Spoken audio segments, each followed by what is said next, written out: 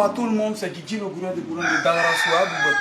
L'homme qui pèse 50% quel que soit la planète, oui, le Oubon. Appelez-moi désormais l'esprit, le Doumbia de Hermokono. Ouais. En fait, je voulais parler d'un sujet aujourd'hui qui est important. Une fois, j'ai fait une vidéo sur ma page, mais voilà, j'étais encore à 60 000 abonnés.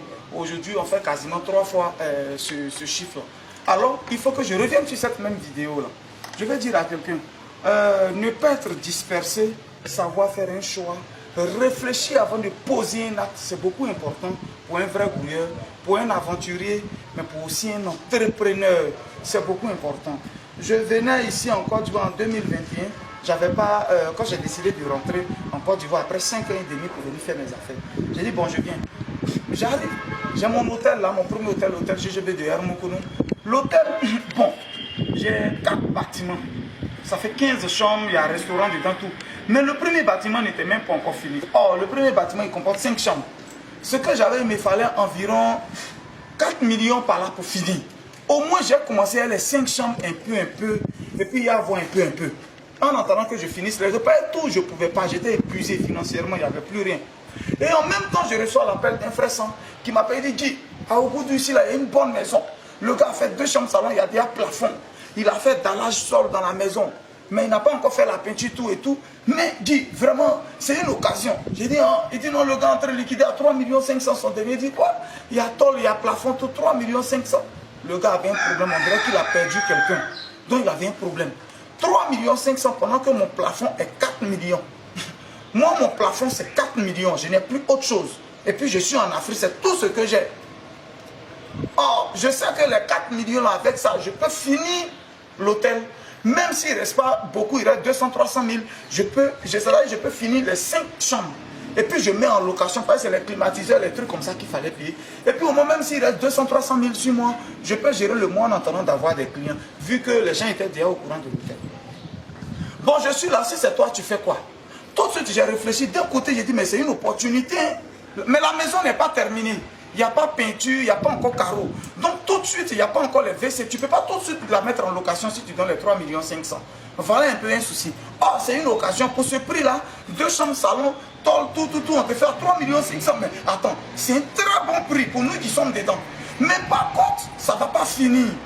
Quelqu'un d'autre aurait pu dire, c'est une occasion. Même ceux qui m'ont appelé, c'est une occasion. Yo, tu prends ça la moins cher, c'est pour toi. Mais quand il est fini de payer là, il m'assoit. J'enlève l'argent où? J'enlève l'argent où? L'argent quitte encore où? Souvent, voilà le choix que nous faisons. Et puis on se trompe, et puis ça nous rattrape. Tu veux tellement amasser tout, tu vois, et ici tu cours, tu vois, et ici tu cours. Pour finir, l'argent est dans tout, et puis rien ne fonctionne, et puis tu es là. Rien ne fonctionne. Il n'y a pas d'entrée d'argent. Parce que rien ne fonctionne. Ce que j'avais, j'allais mettre dans une maison qui n'est pas terminée. Je ne peux pas utiliser, donc je ne peux pas avoir de l'argent.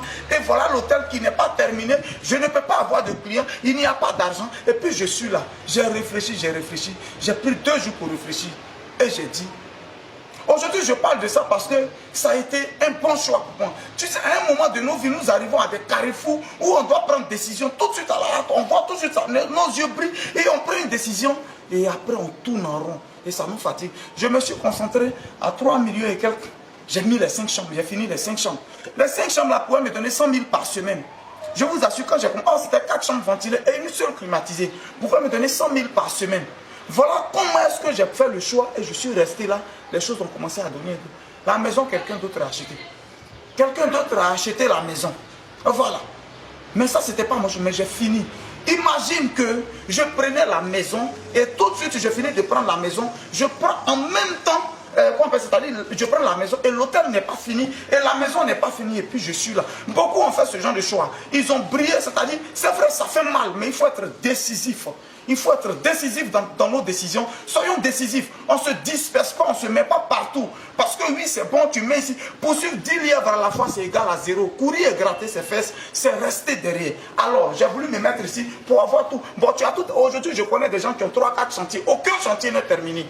Ils ont 3-4 chantiers, tellement les gens. Ils sont en train de faire un chantier. On lui dit, oh là là, il y a élevage. Du coup, il s'en met son argent dans l'élevage. Élevage, on ne voit pas le résultat. Dès qu'on dit à quelque chose, il met et il est dispersé. Aujourd'hui, rien de tous ces projets ne produit pour lui donner de l'argent. Souvent, voilà le choix que nous faisons. Ça ne sert à rien d'avoir beaucoup de choses qui en retour ne nous donnent pas. C'est beaucoup important pour un courrier. Est-ce que quelqu'un a compris mon message? C'est beaucoup important. Pour quelqu'un qui a l'argent, il peut le faire. Actuellement où je suis là, moi je peux le faire. Je suis en train de construire un peu partout. Voilà. J'ai fait 2 marquises. Il y a un même qui va ouvrir peut-être demain à Tia-Salé. Et à Herman-Kono, il y a un qui va ouvrir le 23. Mais en même temps, je suis en train de construire à table. Actuellement, je peux le faire maintenant. Parce que je sais que ça va. Je sais que quand je vais quelque part, je peux dire, ah, j'ai au moins 5 millions quelque part, je peux continuer. Mais tu as un carrefour, tu n'as même pas beaucoup d'argent. Il faut viser sa cible. Il faut viser et frapper. Quand tu frappes et puis ça te donne de l'argent, en retour, tu peux te permettre de beaucoup de choses. Aujourd'hui, beaucoup sont les personnes. Est-ce que tu as toujours la même force de continuer de travailler comme tu travaillais là? Est-ce que tu as toujours la même force? Parce que le travail aliène l'homme. C'est vrai, il est indépendant, mais il aliène l'homme. Le travail, il fatigue l'homme. Le travail fait souffrir l'homme. Tu penses avoir toujours la même force de travailler de la même manière? Non. Alors, à un moment, il faut savoir choisir. Pourquoi ne pas se concentrer? Viser sa cible et puis frapper. Quand on a atteint, enfin avec les résultats, on peut se retourner pour faire face à d'autres difficultés, pour faire face à d'autres choix. Savoir faire le choix. Tu as un carrefour de ta vie. Très important. Tu as un carrefour de ta vie qui est très important. Je sais que tu es dans une situation actuellement. Réfléchis et fais le bon choix. Réfléchis. Réfléchis avant de faire le bon choix. Sinon, tu vas préférer payer la maison. La maison n'est pas habitée. Il faut encore peut-être un 3-4 millions pour terminer. L'hôtel, il faut un 3-4 millions. Puis tu es là. C'est maintenant que vous allez faire appel aux gens. Pardon, il faut me prêter de l'argent. Mon truc est bloqué. Il y a des gens qui font ça. C'est maintenant ils appellent. Pardon, il faut me donner 1 million de crédit. Et tu es remboursé. 1 million de crédit. Pourquoi? Mais qui t'a envoyé dedans?